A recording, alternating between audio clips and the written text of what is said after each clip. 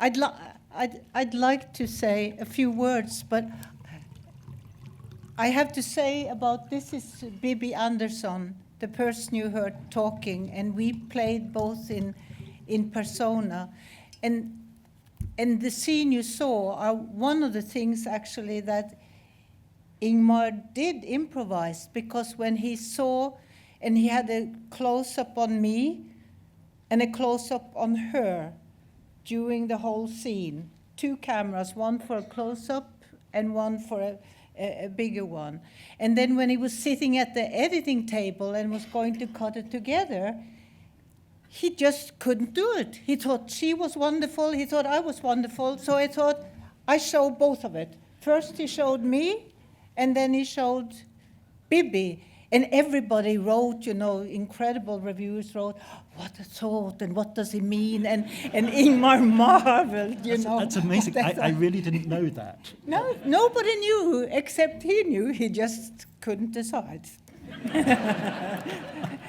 That's him. And you may maybe wonder why I'm so often here instead of Ingmar. Before it was strange because he was still alive, but he would always say, oh, I'm coming, and then he got sick in the last moment, and he sent me. And then he was very eager to know afterwards, how did it go? And so he's used to it, that I come. And these are just some words I wrote down because they are important for me, because he would have been 100 years, so actually we should maybe be happy he's not here.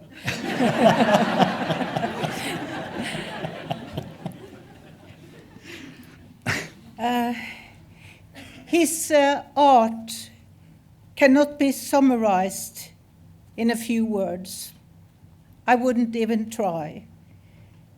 It cannot be summarized in the time we are going to spend together here, nor by the whole year of 2018. Ingmar Bergman, 100 years since he arrived. We are celebrating his writing, his films, his theater productions. In all of it, you will find human beings finding wisdom beyond knowledge. He wanted to communicate directly to other people, not through their minds, but right to their souls. By cinema, he said, we can reach new, previously unknown worlds, realities beyond realities. Just a picture, think of a ballet dancer dancing, a man, and suddenly he will jump up in the air, and he will stay up in the air 2 or 3 seconds longer than it is possible. That is an artist. And that's a picture of what Ingmar does. Think of visions that he's made in movies. Think of the night playing with death itself. That vision will live with people long after they even realized they didn't even understand what they were saying. That happened to me. He said, and he wrote, I do my work for everyday purposes and not for eternity. And my pride is the pride of a good craftsman. He created the possibility of love and the unfulfilled love. Yes, the vision of the night, playing chess with death. What he's really saying, and what that scene is about, if you listen to the words, is the night he knows he's going to die. Death is there in front of him.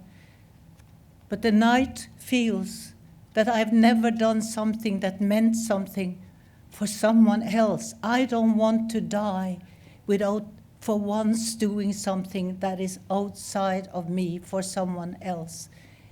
and he begs to death, give me one more chance. And he gets the chance. The longing to come close to someone else, Ingmar's deep understanding for those who failed in this, coming close to someone else. With great empathy, he holds a mirror upon himself, and thus he sees and describes you and me in that same mirror. He told me of his grandmother, who taught him to seek the high mountains, the vast clouds, the silent forests, the rippled spring. He told me about the unknown destination of his life. And I would ask him, what unknown destination?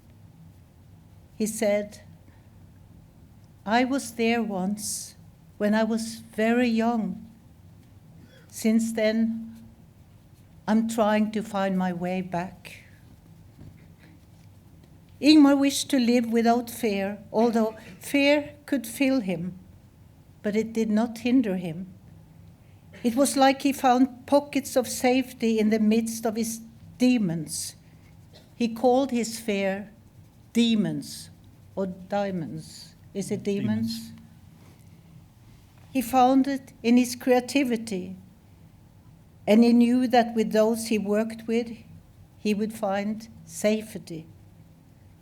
As a matter of fact, he believed that you always need others to create togetherness, or as he himself described it, selfish togetherness.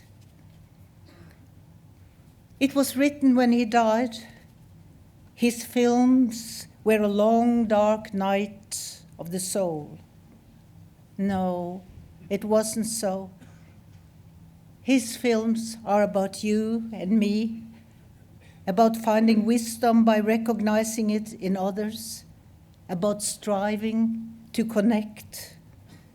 Day after day, year after year, there he sat in his workroom, at his desk with music always flowing, finding what he called human holiness. His films may reflect the sacrifices and the pain that he lived with, but his need for solitude gave him some kind of inner peace. And from he was 50 years, he would live on his island, Gotland, Fårö. And for a time, I lived there with him. He lived there with a feeling of security because he was in close touch with something within himself. It was a creative force. He's a man of solitude, an islander. In a world like the one we are living in now, we need artists like him to remind us who we are and why we are.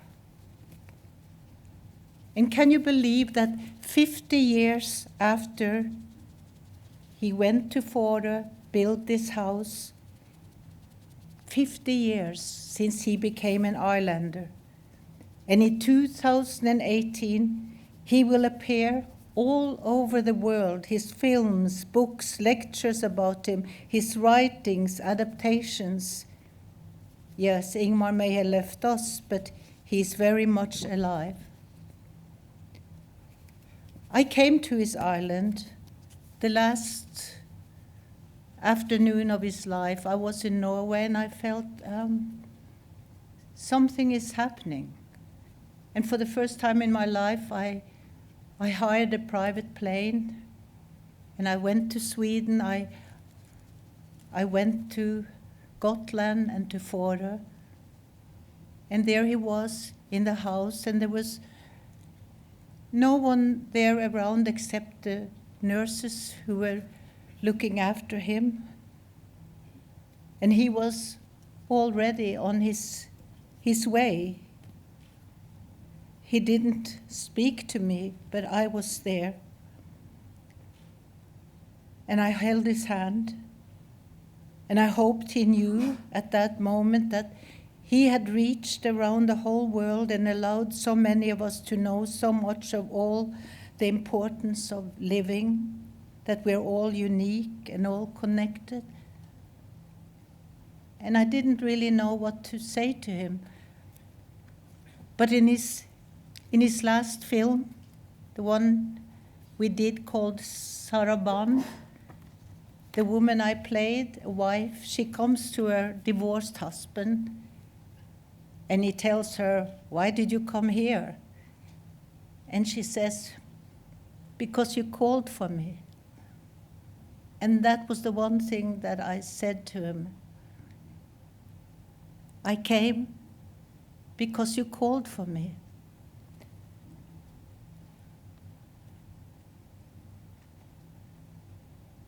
You called for me, Ingmar, and you called for so many million more. And I'm so proud to have known you and to know you. Thank you.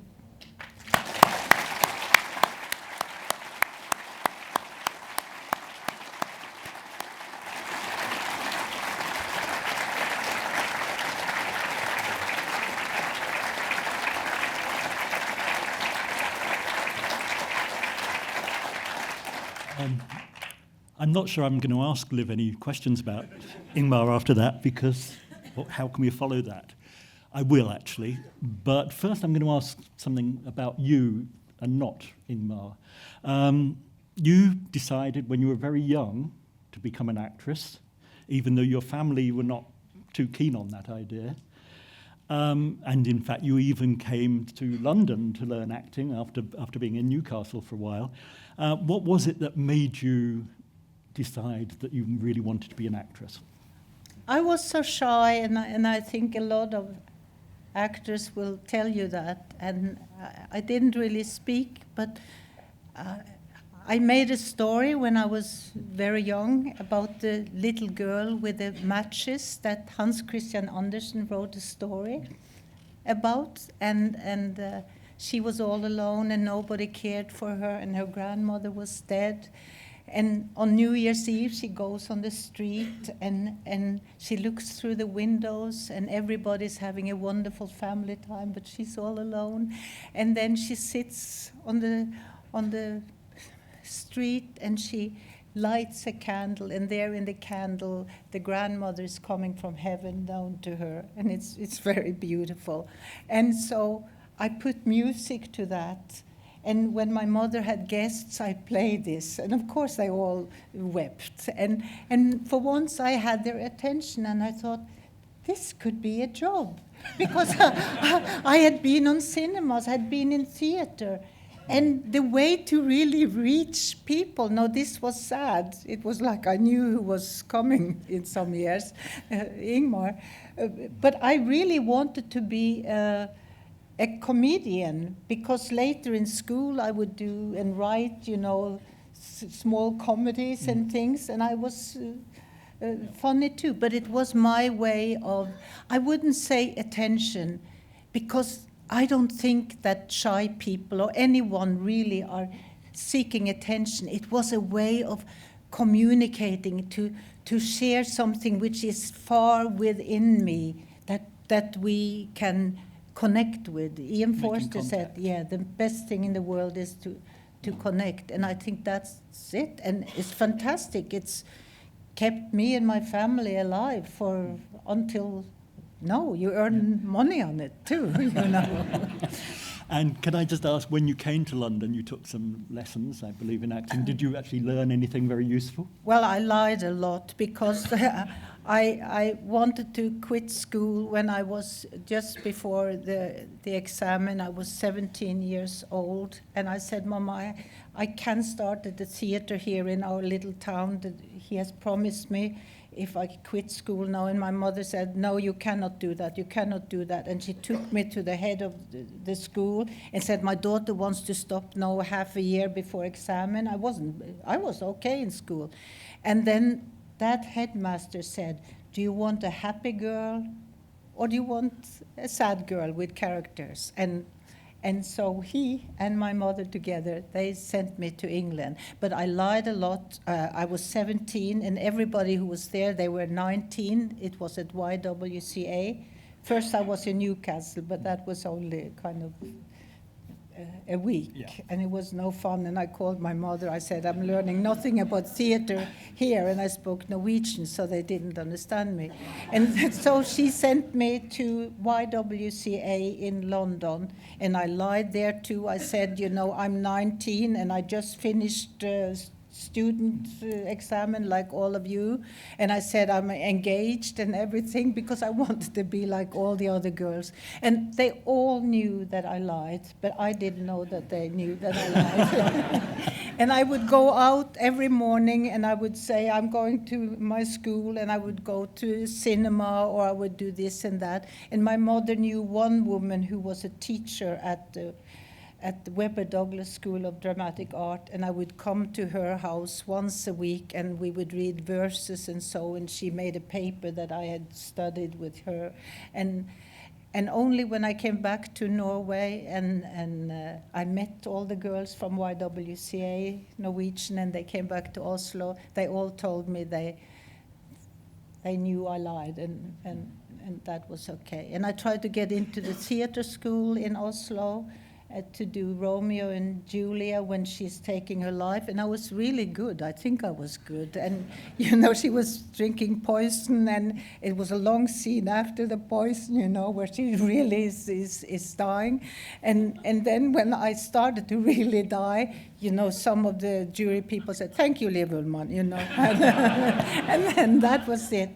But that was my luck, and I believe God is kind of really good for me, good to me, because sometimes when it's very sad, it's also good. Because one person in the jury, he told the head of a theater in a little town in Norway, that woman, she has something. She's very young, and so you should get her to your theater. And I got to the theater, and the first thing I did was the Diary of Anne Frank, and you cannot miss that, you know, if you have a heart and if you understand what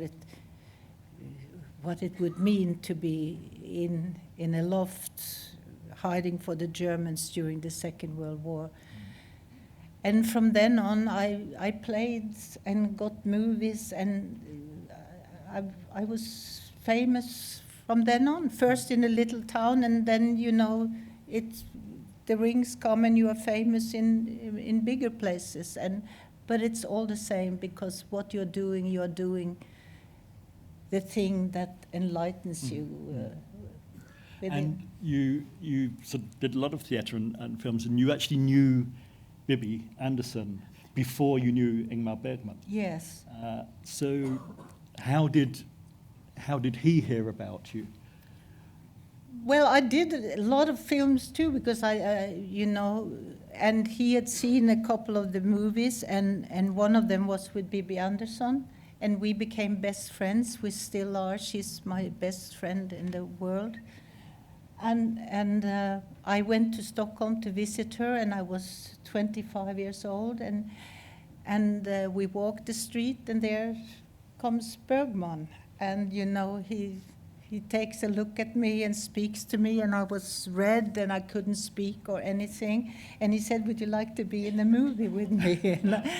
And I said yes, and I got the script, and it was 2 pages, and it was a small part. I was very proud. And I think he got an idea when he saw Bibi and me together, because right after that he got sick, like he usually does when he doesn't want to do something. And he was put in a hospital with whatever illness it was. And Bibi and I, we were so sad, so we went to Poland to see theater, and we went to Czechoslovakia to see more theater. And there the embassy got hold of us and said, "Oh, they are telling you from Sweden, come back. Ingmar is now well again. again. And in the hospital, he's been writing a script. And for the two of you, come right back. They will start very soon this movie. And they started with almost no preparation time. And the movie was called Persona. And I didn't speak, and Bibi spoke a lot, and I was shy. But I knew one thing. I knew, reading the script, I should have been older, but I was only 25. It's Ingmar. It's something with Ingmar. You have come to a time in life when you do not want to give away anymore who you are or adapt to other people. You are kind of isolating yourself. And the friend, the nurse, Bibi was my nurse because I wouldn't speak. And she tries in every way to make me speak, to coach me to speak, and she never succeeds and gets very, very angry at me. And we started in Stockholm, and then he wanted to go to this island Fårö, where he had been once before and done a movie with Harriet Andersson. And he went there, and we did Persona. He started from the beginning, and we thought, again, this would just be a small movie, but it was the happiest movie time ever. First of all, it was a wonderful role, even though I think I'm too young for it. And Bibi, my best friend, and I fell in love with Ingmar, and he fell in love with me. And he said, just before we parted and the movie was over, he said to me, "You and I, we are painfully connected." And so we decided to live together. And he built a house exactly where he told me. I had this dream. And that is the house where today there is a museum of his home. And it really has not changed. It's become much longer, but the actual house is exactly the same furniture, same everything, and the door in his workroom. And each day we would write on that door how the day had been, a heart if it was good, a cross if it was sad, or a tear, or all kinds of things. And that door exists today. And after I left, after some years, he would, when spring came and sun came on the door, he would go and he would paint over, because, you know, it bleaches by the sun. And he would go and he would paint on the door, and that moved me so much. And that's why friendship is not only when you are painfully, physically connected. Friendship is something, if it's there, it lasts for life. But no, nobody is painting on the door, so, you know, soon it will bleach out, like I will. You also, with Persona, created a masterpiece, one of the great films of all time, and it was followed by an absolutely amazing run of films through to Cries and Whispers, and actually two great TV series, Scenes from a Marriage and Face to Face. And each one of those films, at least for the audience, feels like a new adventure, a new intellectual adventure, a new emotional adventure, a new artistic adventure. And did it seem like that at the time with those films? Because nobody, I don't know anybody who's created such an amazing run of work like that. Yeah, it was exciting, you know. It really was, and his scripts were wonderful because they were not like normal scripts. Yes, all the lines were there, and you were not allowed to change one word in any line. But on the other side, he would write kind of things about what kind of day it was, and inspirational things. And because he felt, and he knew always which actor he would have while he wrote the script, he would never then explain the part, your fantasy and what's inside of you. He would allow you then, the actor, and that was the adventure to create. And if you are well off, he would find ways to say it's too much and why don't we take lunch and so, but he would never go into your creation, but your creation is already there. It's in the words, it's in what he had written around it, and it's the inspiration. When you are with somebody incredible, suddenly you can speak better, you can live better. It's like when you are in love, somebody is looking in your eyes and you are seen and recognized. You are really who you are. And working with Ingmar, that was the same. And he was always standing by the camera, and he was there. And you had the best audience in the world, where other directors will come in and they will say, oh, you come into the room and your heart is beating and count to 3, and then you will say very quickly, I love you because you're so... And by the time the scene is to be shot, you are like this, and you become bad. Yeah. Well, let's go on to our second clip now. I did mention that there was an amazing run of films followed by 2 terrific TV series, both of which were cut down for theatrical releases. And we're going to see a little bit from Face to Face.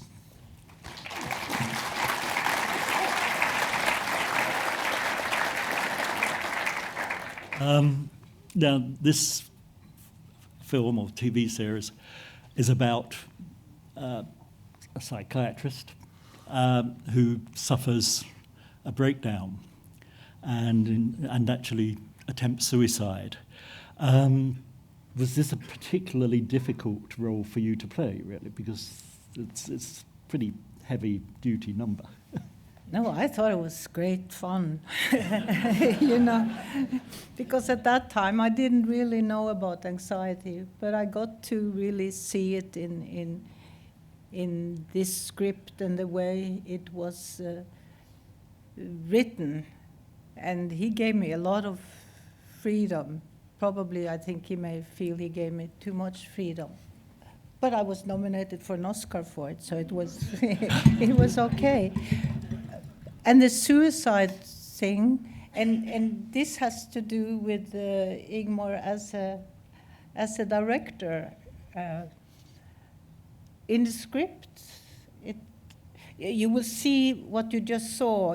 She's trying to make a good day. She's calling somebody. I haven't seen this for many hundreds of years. Josephson, she's calling. Oh, she's calling a man, yes. And then while she's calling and she's trying to be happy, she sees this image of a mother who is dead or whatever. So anxiety and the demons are very close to her.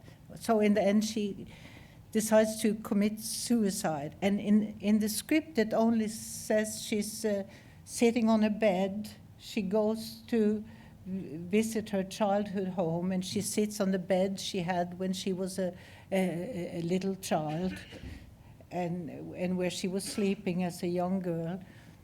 And that's all what it says. And she has a pill box, and she takes the pills, and she dies. Beautiful, better written than I'm saying it now.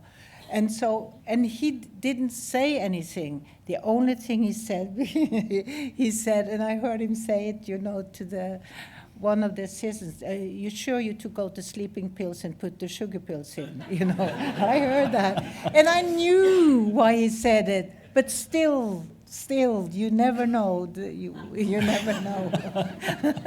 And then, so I had that in mind. So that would scare me a little. And so the camera goes, and it goes, and Ingmar was sitting close, and I was to commit suicide.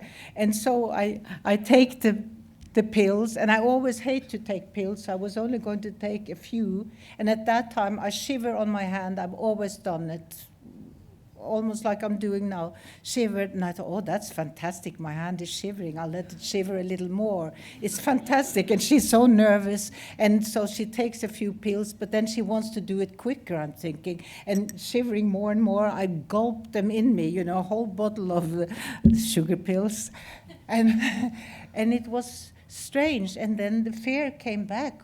What if this is wrong, and he has forgotten, and I'm sitting there, and this is happening within me, and I allowed myself to just become a little tired, because this is a big thing that I'm doing, and I like doing it. And I had this other voice talking within me, doing this, and so I lie down on my bed, and he doesn't say stop. And I'm lying there, and there I see the tapestry of the wall. And I thought, when I was a little girl, I must have gone with my finger on the flowers and loved them. And what a beautiful time that was, and how sad, and here I'm dying. And so she's really dying, and very, very sad. It's going this way, and he doesn't say stop. And I'm lying there. And then I think, I have to see what time I'm going to die. And though it shivers so much, and I knew my eyes could not really see anymore what time I'm dying. And so she lost conscience. I didn't, but I was very satisfied. And then I heard Ingmar say, "Thank you, Liv. No, I don't have to commit suicide." and that's how it worked for me. And that's how it worked for a lot of actors. It's not that you are Liv committing suicide, but you allow that person, which you already know a lot about because you've read the script and you've done other scenes, you allow that other person to come through you, and it will show in your face, and your fantasy will be going all the time, as if you're a writer while you write. Things will happen, and you are the instrument, not the violin, but you yourself are the instrument. And working with Ingmar, it was that way. And you know, if you talk to other of the actors who worked with him, they may describe it maybe in a somewhat different way, but it worked that way. It's very powerful, and I remember seeing it at the Empire Leicester Square. They used to show films like that at the Empire Leicester Square back in the 70s. And I went with a friend of mine, and I suddenly realized after the attempted suicide that my friend was sobbing. She was absolutely in tears. These films affect people very viscerally, I think. Given that you lived with Bergman for some years, and he did write roles particularly for you, as he would for other people, did he ever invite your input at the script stage, at the writing stage? No, absolutely not. It was a solo thing, which I think it is for all the writers. But I have to say about myself, I never really appreciated what an incredible writer he was, because I was also so full of my own emotions to give his writing the feelings. So I was then more with my feelings and my interpretation without touching his words. And sometimes I would say, you know, or to Erland, the people I worked with, I think this is kind of a little heavy written and so, but I knew you cannot change it. And no actor except actually Ingrid Bergman would ever say a word to him about the writing, but she did. And I have to say, I admire Ingrid Bergman, working with her, and she was already sick from cancer. What a woman, and she was fantastic, and she was honest, very honest. And on the first reading, we were reading the play, and everybody was nervous, including Ingmar, and Ingrid would stop all the time, and she would say, and that was it. Nobody says, and that was it. They would say, this is it, or all the time. And he would get paler and paler. It was terrible. And then the reading was over, everybody left, and I was alone with him, and he cried. He really cried. And you know, you are very sensitive about what you write yourself. If people talk about it, and so was he, and I didn't even know he was so sensitive. He said, I don't think I can do the movie. But he did the movie anyway.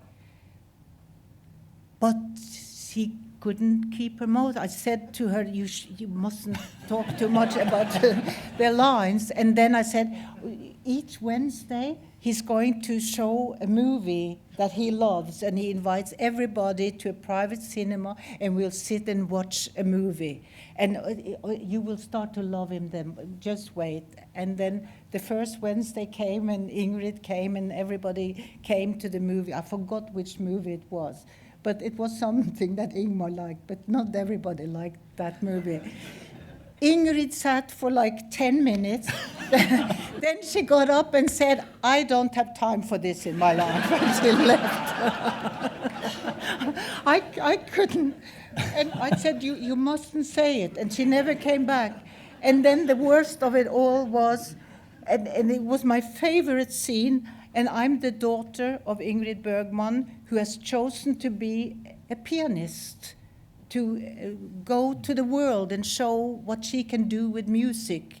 It's an incredible thing. And why shouldn't a woman do that? Men do that all the time.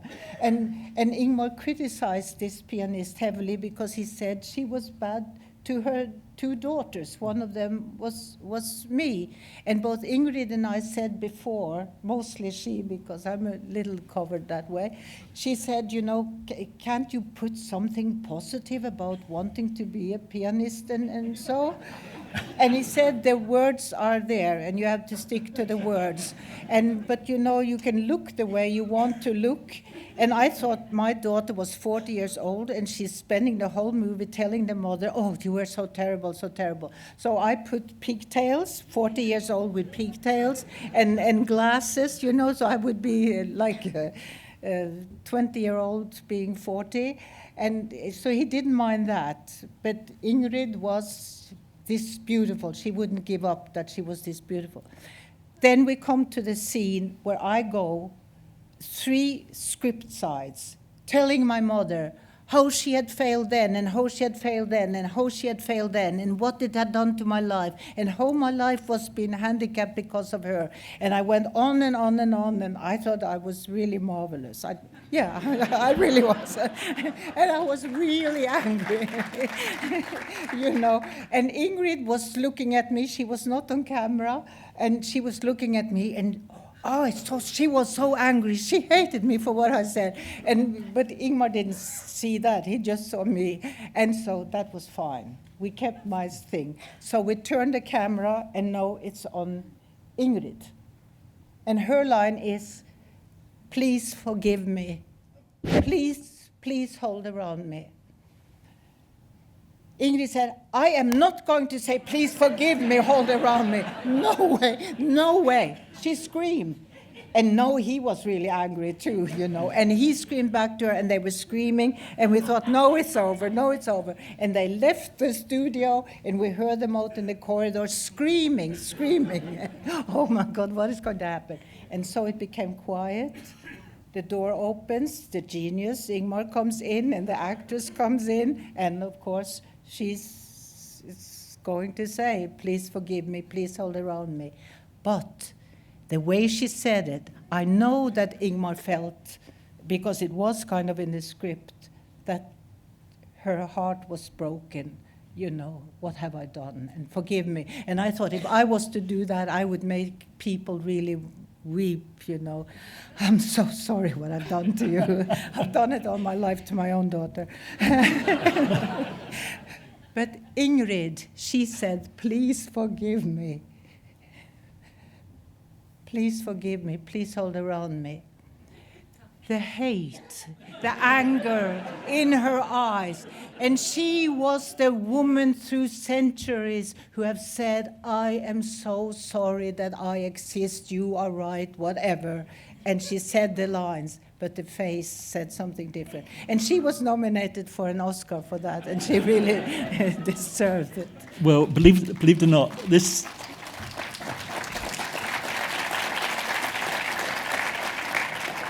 Believe it or not, we haven't rehearsed this or planned this talk between us, and I'm now going to show you a clip from Autumn Sonata. Oh! And you, working with Ingrid, you said you get on well with her, and everybody did. And Ingmar didn't. but she was a real absolute star of the old era. But you yourself, by then, were a considerable star and have worked in Hollywood and been to Hollywood a lot. What did you feel about your Hollywood experience and the stardom as well that came with the success of these films? Well, I came with the luggage. I did some strange choices, you know. I did some movies that I was told I should do, which I shouldn't have done because it had nothing to do with acting, you know, a musical. And they told me everybody wants to do that. It was Lost Horizons, and it was with Charles Boyer and John Gielgud and Peter Finch, and I can't tell you who wasn't in it. And I played the lead, and I really couldn't dance. I couldn't sing or anything, but oh, she's so sweet and she's so wonderful. And that movie is on most reviewers' list of the 50 worst films ever made. So that was Hollywood. In 1 year, I managed something. When I came, they, oh, you know, Greta Garbo, and this is the new one, Ingrid Bergman, here's the new one. And so I did Lost Horizon, and then I did 40 Carats, and everybody was so lovely, and they say everybody wants to do it. Elizabeth Taylor's crying, she can't do it. Sasa Gabor is crying, she can't do it. Well, I'm doing it, you know. And I was 30 years old, and looked like 25, and I was to be 40 years old, and I was to fall in love with a 20-year-old boy, and they gave me somebody the same age, which didn't work, and I was to be a sophisticated New Yorker, and I speak even less English than I'm doing now. So somehow, you know, it was a comedy, but the comedy was kind of different than it was meant to be. But I have to be honest, I loved it. My husband was Gene Kelly. I got to dance with Gene Kelly. Everybody was beautiful to me. I lived in a fantastic house. We had the bathroom, and the toilet was made like, you know, the kings are sitting in, so you wouldn't feel what you're doing. It was incredible, and everybody came and visited me. And so I did those 2 films, and they thought, okay, so, you know, maybe not Queen Christina, or maybe yes, that's what Greta Garbo did. And so they made me do Queen Christina. And I thought, acting-wise, that was kind of really good, but my reputation wasn't so good. So that movie didn't go so well. And then they thought of The Emigrant. She did, you know, a farmer. Sandy's Bride, that's a farm movie with Gene Kelly. And I was very proud of my acting there too. But I managed in 1 year to do 4 movies, and I more or less closed down 2 studios. And that's that's something that no one has done. And all the time I really didn't know, because it takes a while before they open. And while they opened, I went back to Sweden, and I did Scenes from a Marriage, and I did other famous films. So, and then I went to Broadway, and then I wrote books, and then I did things that was more important for me in my life. So I do not regret it, and I did other American movies, but my Hollywood life was not Greta Garbo's. It's a tale to talk about. Yeah, no, but that doesn't belong with Ingmar. But and Ingmar, he comes into it because he was so against everybody doing something abroad.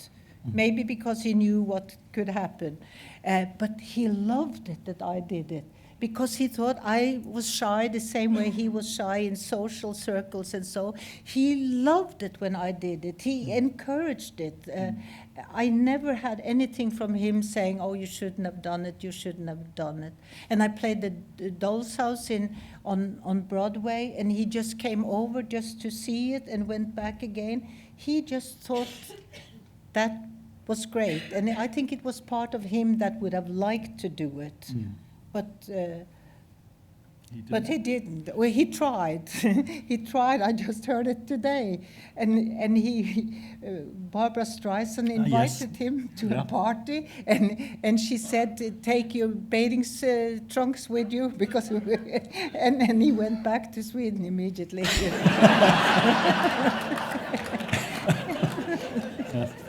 He writes about it in The Magic Lantern, yes. Yeah.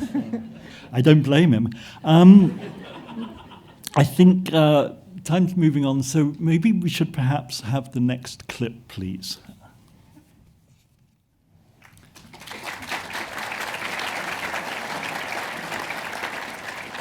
So you mentioned that after the Hollywood thing didn't go quite so well, that you sort of started writing and things. You also started directing movies yourself, and that was from Faithless, which is second of the films that Liv made from scripts by Ingmar Bergman. And I chose it for a couple of reasons. One is this film is very rooted in Bergman's own past. It's rooted in his jealousy of his lovers' pasts and also of a particular trip he took to Paris many years earlier. And so it obviously meant an awful lot to him to be writing about this. But you're now, in the past, he's allowed you to take his characters, but his script has been sacrosanct. But now you're the director. Was his script still sacrosanct? Or were you allowed to do what you wanted with it?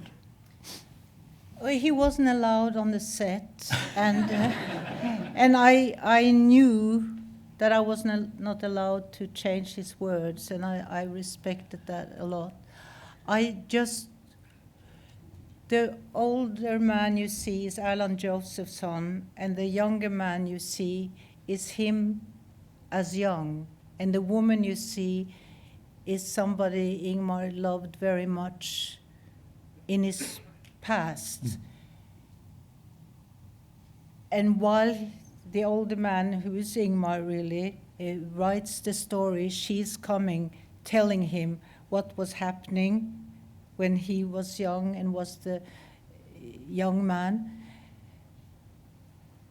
And the one thing that I really asked him, because he also leaves her in a horrible way. And I said, I really feel that at the moment when he leaves her, I think you, the older man, while you are writing it, because you're writing it because it's the one bad conscience you have in your life, this story, you should say, forgive me, although the woman is dead at that time, forgive me what I did to you. And he said, no, I'm not going to forgive myself for what I did to her. But you have to forgive yourself. And so I knew I couldn't change it. But because that old man is Ingmar, although he calls himself something else, and he pretends he's not Ingmar, I said, bullshit, he's Ingmar, you know. And it's the story of his love life. I know that. Yeah. That I knew. And the young man, who is him, is telling in a monologue, and this was my change.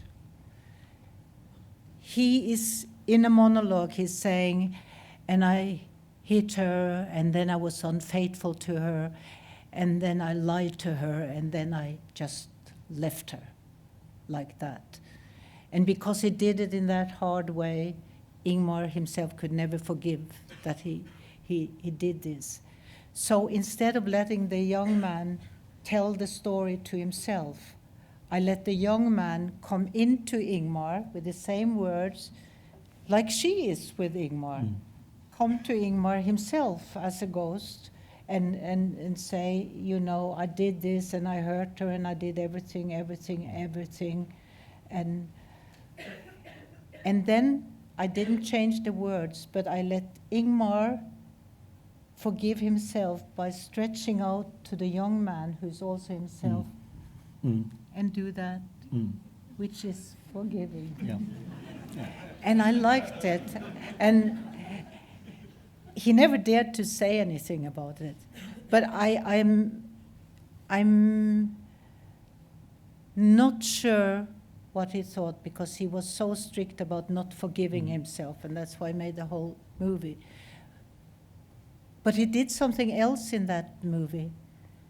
And it's when he's sitting there, the old man, and writing at his desk, I let him go up and she has left him, and the young man is never there, and he's all alone. And he goes from his desk, and he goes to the window, and this is on Fårö, and he looks out at the ocean and everything, and the beach. And then we see what he sees. He sees himself walking there. That he did not want. And I said, it's so important for me that he does that. He did not want it, and we were going to Cannes, and he said, if you have that in, I don't want it. So I took it out for Cannes, and then I took it in again, because I saw a documentary that he had made of himself, strangely enough, some years after. And Ingmar, and this is the real Ingmar, he's sitting at his desk, and then he goes to the window, and he looks out, and who does he see on the beach? He sees Ingmar. And somehow he liked it. Somehow he could already have planned it to have it in his movie. I do not know. But he was so adamant that it was not to be in his movie. But the forgiveness that he forgave himself, that he kept. And I think that is the only kind of a little... I did another movie for him, Private Confessions, and there I also changed the ending. And then that was the first movie I did for him. And then he came in at the end of the editing. And it ends with a priest and a young girl, and they say goodbye in a strange way. But it's not a good ending for me, because she's had such a terrible life because of that priest. So I added that, I didn't change the words, I added she was walking down a road after she said goodbye to the priest, and there she meets herself as the older woman she now is. And suddenly the older woman smiles, because life was good, even if she did a mistake and all of that. And I loved it. And that's still in the movie. He came, he saw the whole thing, he said, the only thing that has to go out is that ending. And then I did Nora. I started to cry. I really cried, and I wasn't really crying, but I cried. I said, that means so much. It means so much. And he gave in on that. And later he said, actually, he loved that movie, Private Confession. And later he said, you were right, you were right. Okay, we've got one more clip, which I'd like to play now. It's from Saraband.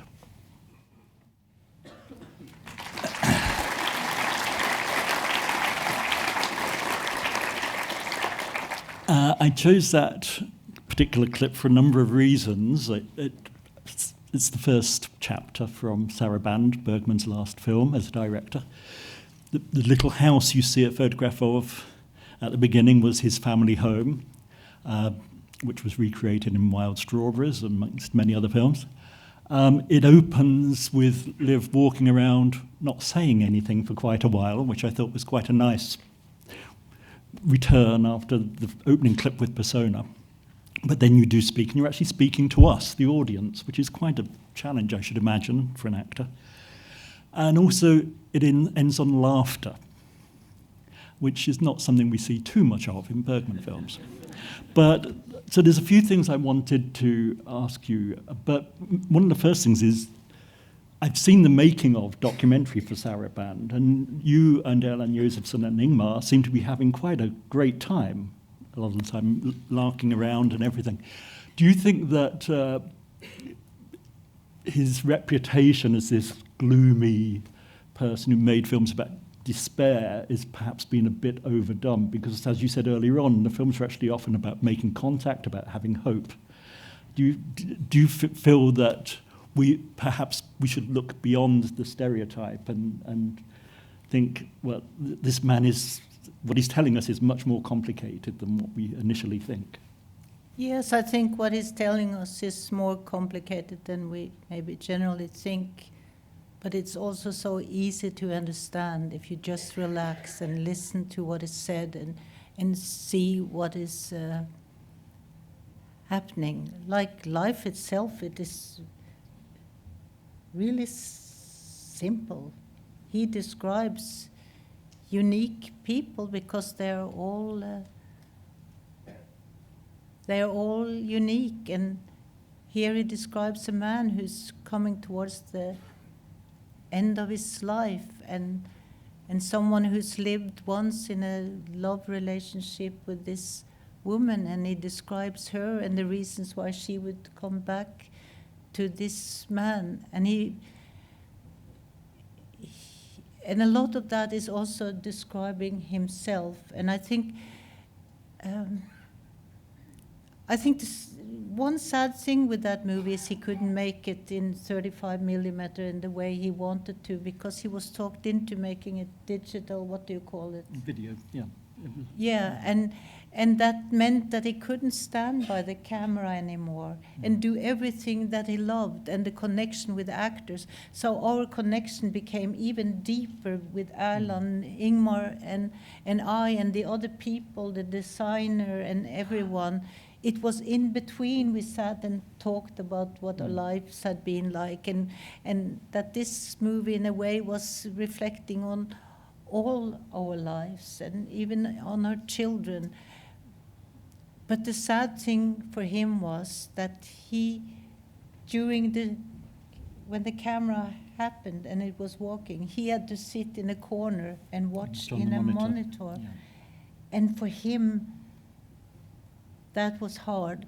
And I knew the last scene where she, the woman, is sitting looking at the pictures of their life together. He was far away, and I pretended, because that's easy for me to pretend that thoughts would come from him to me and from me to him. But I'm not so sure that he would feel that where he was sitting with his back to the whole happening.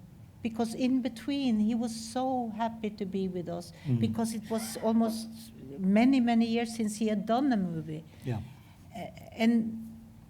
And that was the last scene, and when it was over, there was going to be a dinner, and we were going to, take up again our happiness that we had during the shooting. It's the most happy movie we had. And then he just stood there, and he said, bye-bye. Didn't come to the dinner, nothing. He just walked out of the studio, and the door locked, and he took a private plane to Gotland, to his island, and he was there for 10 years without ever coming back again to Stockholm or anywhere else, and lived quite isolated. A few friends would be there, but quite isolated. And it was a happy film, but it was also a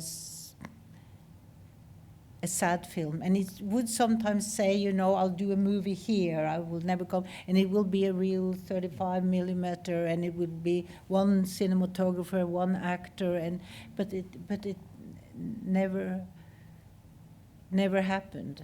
And but to be in a movie with Ingmar, it's the happiest times I had, and everybody had. And that time when I came back to him, that night when he was dying, because he died that night, he had a big picture of Erland Josephson on the wall. His bed was here, and there was a picture of Erland Josephson, of all people, and that was his best friend. And somehow, maybe, I don't know, but it was sad. I also think it's sad for the film world, that we are not doing movies the way it should be. It's a great film, though, and it obviously meant a lot, because the film actually opened in the UK in this very cinema. Oh, it did. So, and I was, because of my connection with Cries and Whispers changing my life and everything, I was chuffed that we were able to open it here. And I do recommend you go and see it, because although it was made on video, it really is a terrific movie, and it gets very dark and very nasty and shows that Ingmar didn't mellow one bit. No, he didn't, but then he said, they're lying in bed, and that's when the husband ex-husband says to his ex-wife, "Why did you come?" And she says, "You called for me." There's something really wonderful, loving, because it's really like in scenes from a marriage.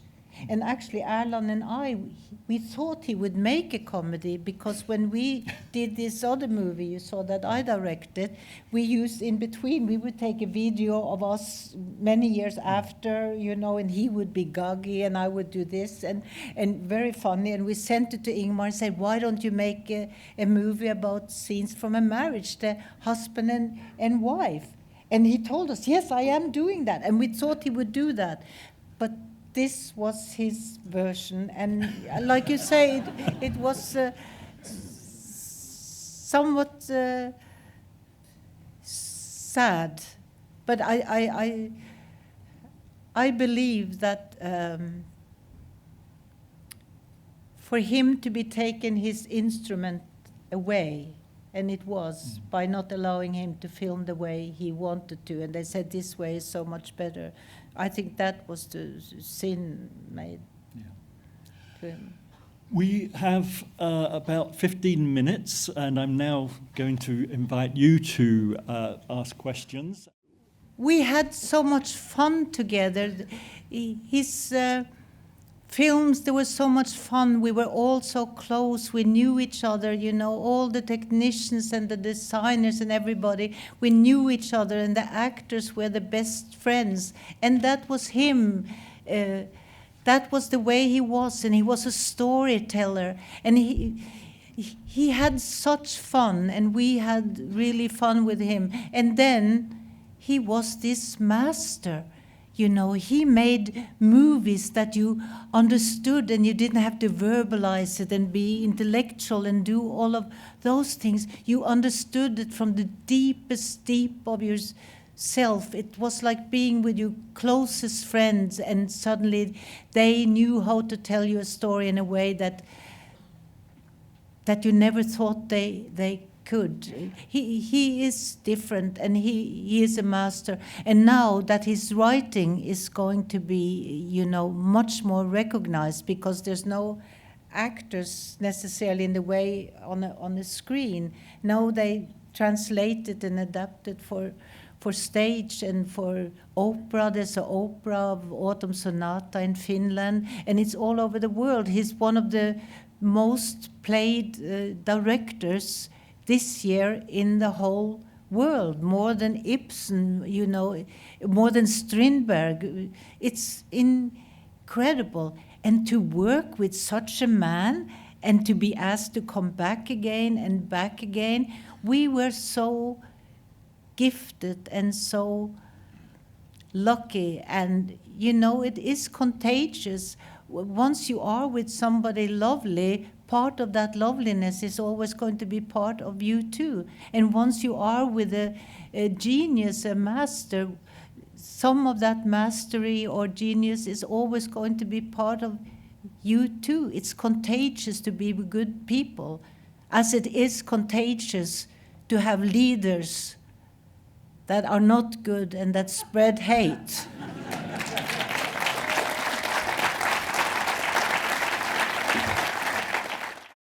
Yes, in a way it is different, because theater is just like now. We're all in on it together. And if something magic happened, we are all part of it. You know, if he is here, if he had been here, and he's such an incredible storyteller. I worked once with him in the theater. 6 persons are looking for an author, Pirandello. And the way he directed, and again, he didn't talk about your fantasy, but he talked about what this play is about. And you were all the day, you were surrounded by a storyteller that took such joy, and he made everybody tiny parts with one line. He made all of them feel this is what life is about. And then when the night came and the audience was there, they were part of it too. And it's this incredible silence when suddenly on the stage and there in the audience, it's quiet and it's understood, and sometimes with laughter. And we are unique, all of us. And when you work with a unique director, he makes you unique too, and he makes the audience unique in the moment you catch it. And sometimes with him, it was with the images. When I first saw, and I mentioned it, you know, playing chess with death, for me it was the image, and it took some years before I saw it again, and I really heard what was said, because I was drawn into the image, and that's great too. But theater, it happens now. You know, you are absolutely right. And the way his father was sometimes pictures in his movies is not always the correct picture of who his father was. I met him, but I didn't know him that well. But people who knew him as a priest and listened to him in the church, and reading the mother's diary, Ingmar's mother's diary, and hearing what people said about him who knew him well, they were so in awe of that priest. And he had a nervous breakdown at one time, but apart from that, somehow Ingmar didn't make the film about his father. But I know, like Private Confessions, which is a film that I directed, which he wrote. It's not good about the father, and some other films is not good about the father. But I know when I adapted Private Confessions for the theater and directed it, I found letters from his father, beautiful letters, stories about him preaching in the church, and as you say, with music. And I put that in my adaptation to the theater. I put the letters from the father, love letters to the mother, love letters to Ingmar. I wanted, and I think Ingmar would have okayed it, I wanted people to know exactly what you say. He was an incredible man, and sometimes a child doesn't always see that, because there are things of memories that we don't know, and that is really what happened to the father in Ingmar's hands. But I'm sure I think he got more from his father than he got from his mother. If you read the letters from the father, they are incredible. And even the mother writes in his diary, because she was the one who was unfaithful, and she wrote about it. And after she died, that book was found, her secret book, where she says she was unfaithful. She says in the end of the book, which she wrote actually just a few days before she died, she said, I am now reading the 50 years of letter writing from my husband, and I understand he knew more about love than I knew.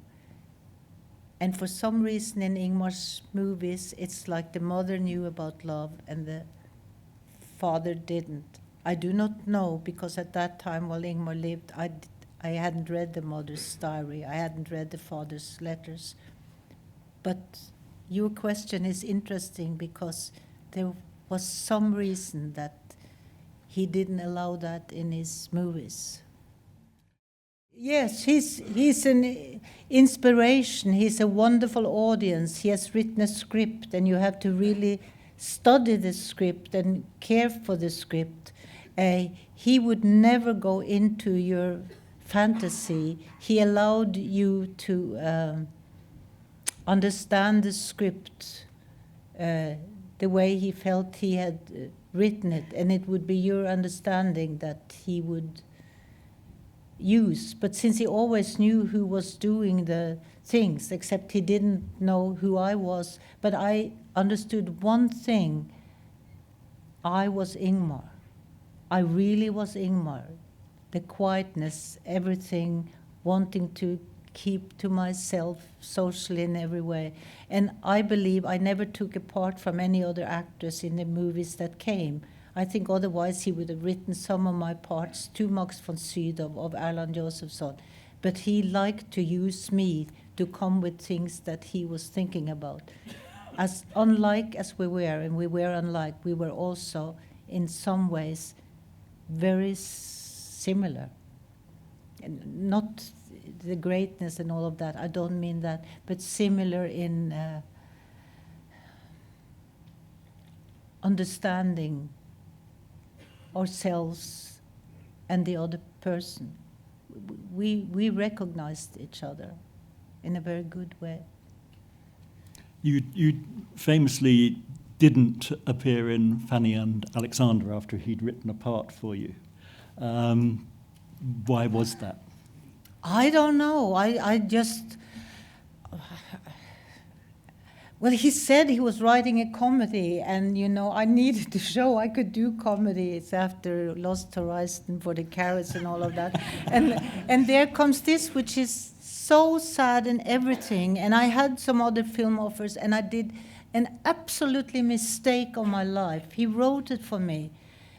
And I told him on the phone, Ingmar, you know, I really have another part. I don't think it's going to work for me. I cannot believe I said that.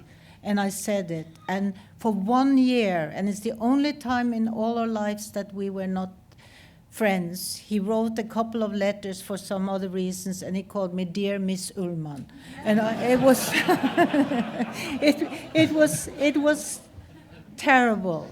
Terrible, and it was a big mistake. And he rewrote the part, and she was lovely, the one who did it. And I saw, you know, an early screening together with Ingmar alone, and I cried, and I said I'm sorry, and he understood it. Or, yeah. Well, we have run out of time, but even if you didn't do Fanny and Alexander, you made a hell of a lot of great movies with Ingmar, and those movies would not have been as great without you. So, thank